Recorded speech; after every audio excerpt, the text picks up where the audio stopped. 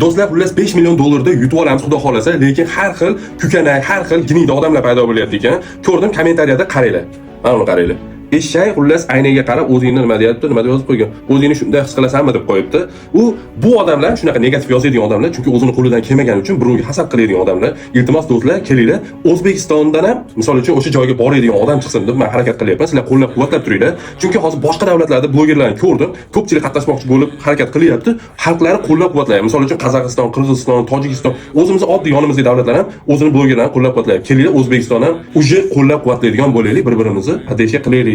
Iltimos sizlardan, chunki qancha podesha qilsalaring, men aytayapman sizlarga. Yutsam 5 million dollarda boraman, xudo xolasa, sizlar podesha qilib tursalaring, inshaalloh borsam 5 million dollarda yutib kelsam, 100 ta jentra javob, mana men sizlarga aytayapman, javob shu podpischiklarimga tarqataman. Kelar bu videoni do'stlaringga ham jo'natib, ponni like bosib, komment yozib, qo'llab-quvvatlab turinglar. Mr. Beast'ni ponni menga atmetka qilinglar meni kommentariyamga. Mr. Beast'ni o'ziga profiliga ham kirib, o'zini hozir belgilab qo'yaman. O'shga kirib ham meni profilimni unga ham tashlab tashlaylar. Ko'rsin qanchalik o'zbekda aktiv kuchliligini. Rahmat hammaga katta.